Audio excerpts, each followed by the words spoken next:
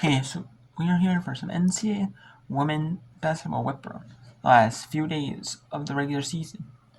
We'll do some conference tournament with some some WNIT whip around, WNBIT whip around, but I will not. And then there's some Division 2 third round games as well. And then there'll be some action in the WBIT when they're in the WNIT. And there's also the Division 2 quarterfinals. And then you have the Division 3 championship, it could be, or Division 3 semifinals, and then the Division 1, the Division 1 NJCA, the National Junior College Athletic Association champion, women's basketball, the national championship bracket. A big, huge bracket with eight teams, with 24 teams. And they're all on one site. They have a bunch of districts. It's kind of like community colleges. And they kind of big, huge district tournaments, big, huge national championship on site to limit to travel. It's not like Division 1, like NC Division 1. You have 3 teams. You play 2 games at one site, 2 games at this site, 2 games at this site. 3, so that's how it goes in division in there. So we have Indiana State leads Illinois, Southern Illinois, 72-60 with 2 in the fourth. In Missouri Valley first, in their last conference tournament to start. They are from the women's side. And Stephen Boston leads Big East 50-48 with ESPNU after 3 quarters. Halftime in the WAC quarterfinal. Southern Utah up 3 on UT Arlington. Rambling down 4 to Alabama State. In the fourth and final quarterfinal, the winner takes on Alabama A&M 25 at 11 a.m. tomorrow. Eastern 25-21. Alcorn State over Graham. UC Davis up 30-24 on UC side at the half. Hofstra up 17-12 on Townsend in the second round of CA championship after 1 quarter. Army Holy Cross leads Army 21-15 at 6:33 in the second round. That's 7 Eastern. In ESPN Plus, we have Lehigh at Navy and the Patriots semifinal. The second, and then the 2 Northeast Conference semifinals. Long Island University and Mercyhurst, the 2 and the 3 seed. Lee Mullen and Freddie Dickinson, the 4 seed and the 1 seed. In the Northeastern. Then we have Evansville and UIC in the 7 Eastern in the Missouri Valley first round. 8:30 Eastern on Florida Sports, Hampton and England. And Valparaiso and Drake at 9:30 Eastern. 8:30 local time. It's been played in Iowa. Then we have Jackson State fell to Southern in the SWAC quarterfinal, 64-51. William & Mary defeated North Carolina A&C, 61-58. Compton State defeated North Carolina Central, 70-52. Liberty defeats Sam Houston in a blowout. Well, that was really that second quarter and that fourth. 89-57. North Texas defeats Tulsa, 76-73. North Texas advances to the second round and go on their sides. Mammoth, 72-61 over Wisconsin. Charleston State, 60-57. They had to make a comeback in the fourth to win. They were down 6 and they did. Or down 7 in the first or second half. Third quarter. Then Missouri State. Most didn't survive a run from Middle Tennessee, but they do. Missouri State did. But they did. Late run. And Missouri State went 68-66. Hawaii, after overtime, they had the lead the whole game. Except for the fourth. It started to play a little bit. They had a slight lead. But then in overtime, they dominated Cal State Fullerton on 11-0 in the overtime to win 72-61. Norfolk State defeats Morgan State 69-43. UTSA defeats South Florida 62-51. And tomorrow at 10 Eastern, Ohio Miami Hill in the MAC championship semifinal on ESPN Plus. 11 Eastern, Southern at and Alabama. So Southern, my bad, that's Arkansas Pine Bluff. The winner of that game is Arkansas Pine. The winner of the Southern at Jackson State. Southern took on Southern took on Alabama. My bad. That's 11 Eastern, AM Eastern, Southern Alabama, and 11 AM Eastern. Then noon Eastern, William & Mary with the win faces Charleston. Took some night to face Charleston. Coppin State with their win. And noon will play Howard at noon Eastern. Between Ball State at 12:30 Eastern. And then at 1 Eastern. And then the winner of the Indiana State Southern Illinois match by Murray State at 1 Eastern. Which looks like it's Indiana State And Norfolk State Emergency Short, that's at 2:30 Eastern. That's gonna be. And then Monmouth takes on Stony at 2:30 Eastern in the second. After win in second seed quarterfinal. Charlton State with their win. They'll go on to face their upset win over Utah Valley. Yes, it is an upset win over Utah Valley. Utah Valley is 99. Well, it's not really much of an upset, but it is upset in the seats. They take on Comfort Baptist in the West side about 3 Eastern, Noon Pacific. And Noon Pacific and Harrison to that. Hawaii takes on UC Irvine. Bradley faces Northern Art 3 Eastern. That's already to be determined. Then we have the second WAC semifinal winner. UT Arlington and Southern Utah. They'll play Abilene Christian at 5:30 Eastern, 2:30 Pacific. Grambling Alabama State winner plays Arlington Pembroke at 5:30 Eastern. 2:30 Pacific is TBD UC San Diego, so it's UC Riverside UC Davis. And then Liberty takes on Louisiana Tech at 6:30 Eastern. The CUSA men's semifinals are earlier in the day on CBS Sports Network. Then the men's semifinals are later in the day. The men's semifinals are early in the morning, like in the afternoon, like 12:30, I want to say, and 3 Eastern. And then the women, that's why the women's MAC semifinals are an hour earlier than we're at 11 a.m. Eastern. And now they're at 10 a.m. Eastern. It's a central, my 9 a.m. but Central time. My time zone. They go to your time zone where you live. So, coincides to 10 a.m. Eastern. Or time zone on your device. So 10 a.m. Eastern. On ESPN Plus. So that's then the men's MAC semifinals will be going on. And it's the men's Mountain West semis. So, yeah. And then we have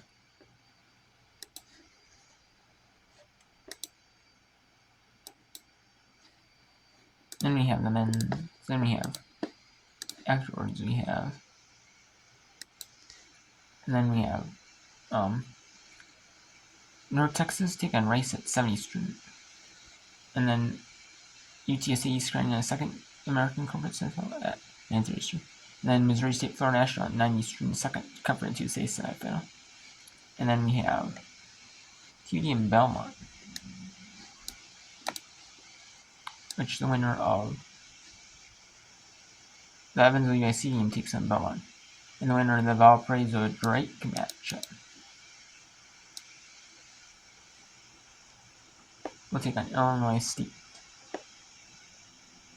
And then the Coastal Athletic Association with Campbell and Drexel.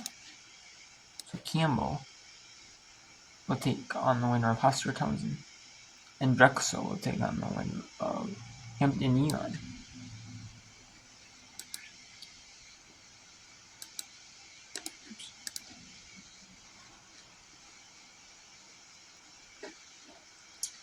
Third quarter, that time.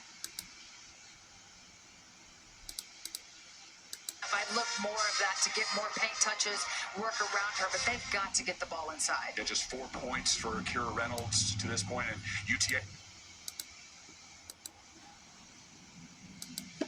And then later, so we'll bring in also, or I'm going to bring in Army Holy Cross. Then we'll also bring in we'll bring in Neha Navy Long and Merciers first. We're going to bring in one Paradise, and then finally LWAC. I thought we're gonna do the NCAA we're gonna do whip round on Monday as well.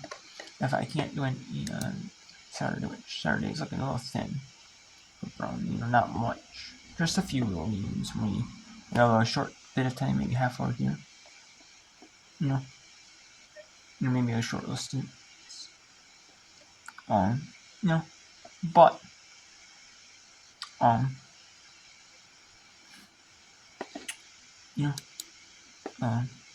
and there's Minnesota Gophers are playing in women's hockey, so I want to watch that as well. That's perfect because that's after the Paralympics, and after Paralympics are for a whole day just in general, so it's not bad, it's win-win because I gotta watch the Paralympics and then I gotta watch them going to women's hockey. It's not bad at all, not bad at all. And then, yeah, Sunday, no whip round on Sunday. But that's fine. But Monday, I will do some whip round. There's Division 2. It's Division 2 whip round. It is the Division 2 women's basketball tournament. Third round, the round of 16. The campus sites is, it's Sundays are not playing, but they're playing. The first round on Friday, second round on Saturday, the 14th, and the third round on Monday, the 16th. So the Division 3 is going. So I can show you some Division 3 round on Thursday, on Monday, show you some of that. Monday, that'll be nice to show you. You know, it's different change, but it'll be nice, you know. Otherwise there'll be no women's college basketball round. Maybe just a few odd end women's lacrosse games, or a NCAA softball game on Scenic Rock. But this time I'm gonna bring in I'm gonna do Division 2 whip round. As long as there's 3 or more Division 2 games anytime, which there's 8 campus sites, top 8 seeds are hosting, so they should be all at Thursday night. Or Monday night, Monday night. They should be all at night, so that's nice. That would be nice. So, because I can show you all of them, which I would love to show all of them. That would be awesome, you know, show every single one. It seemed like it was about That would be nice thing to do. I want to. Because I actually want to show all of them, the whip round. All of them on whip round.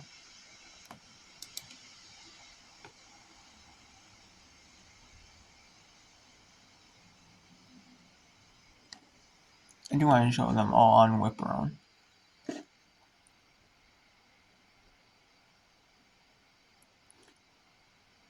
For the Division 2, if I can. Maybe little bits and pieces at least of each one.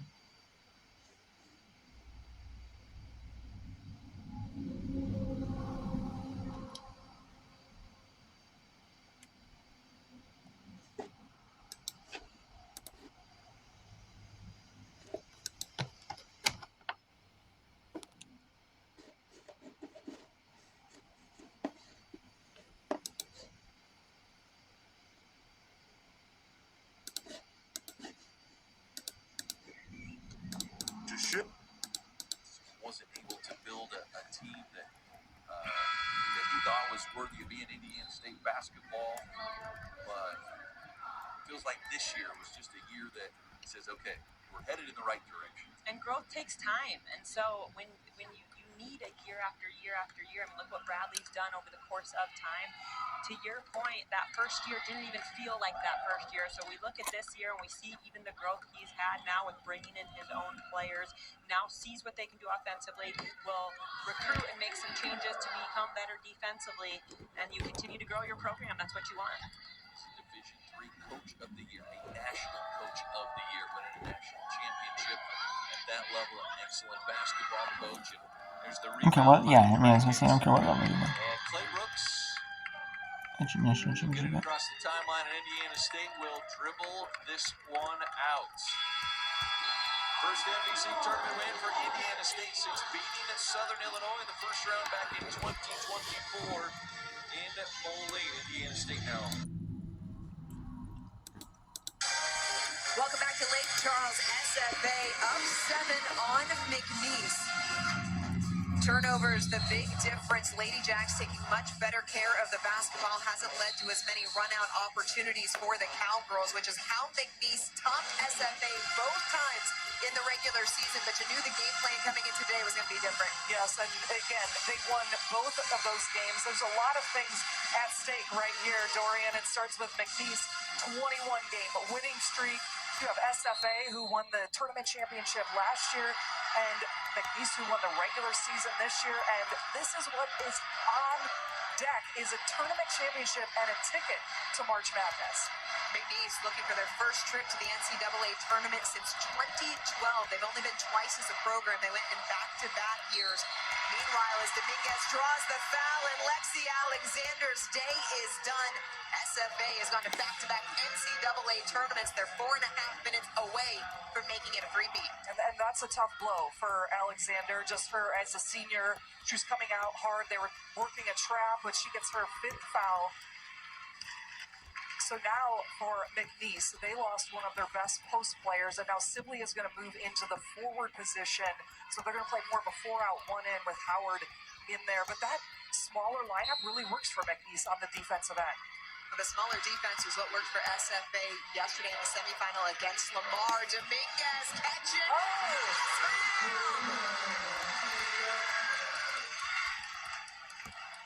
Look at the little hop on the way back. Dominguez feeling it. She pumped her fist.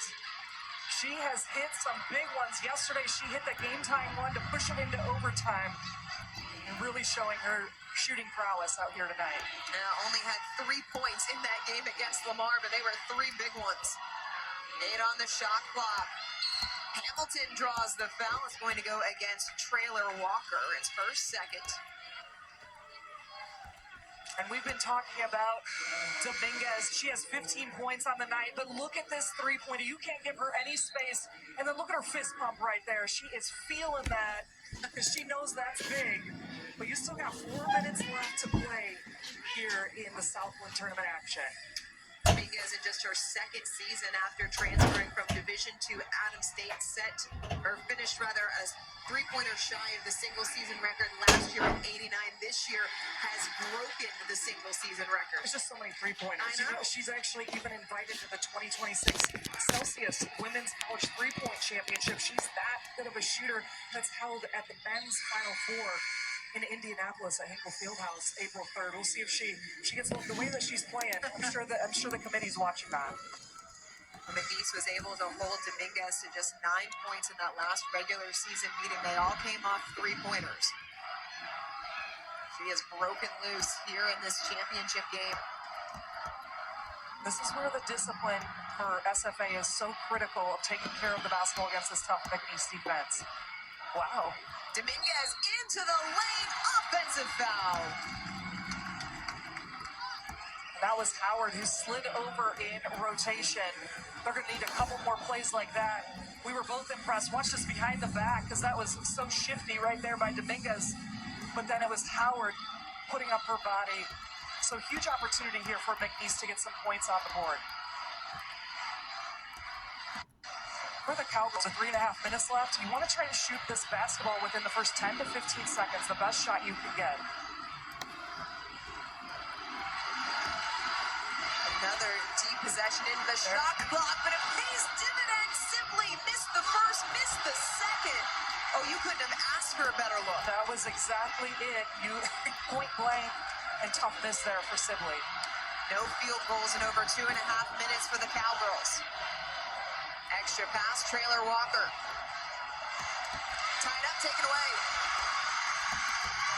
McNeese with numbers. Pierre, short. Howard draws the foul. She has been relentless. Just her fight, her intensity, her grit that she plays with. And that was McNeese's 14th steal of the game. So if you're tuning in, this is one of the best defensive teams in the entire nation. Top 10 in steals and turnovers forced. So when they put on this press, they can really make some things happen. That was the second foul on Hermione Dominguez.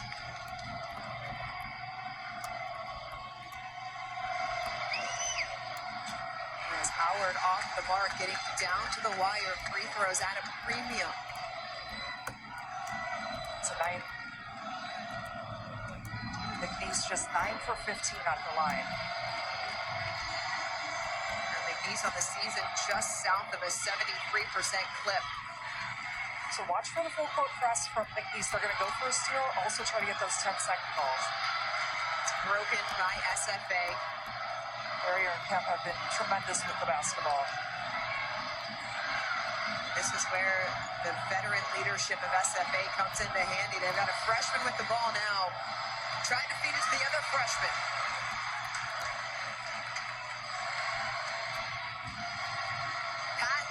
Triple.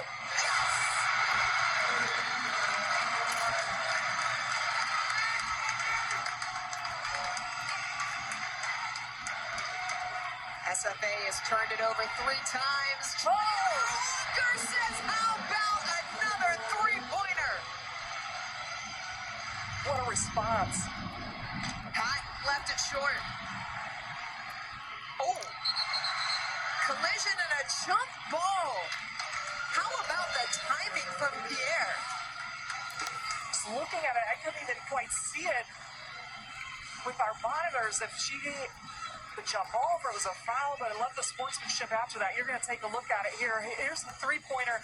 Huge response by SFA, by Taylor Walker to knock that one down. Her and Dominguez are just so deadly from that three-point line. SFA bench loving it. So the call on the court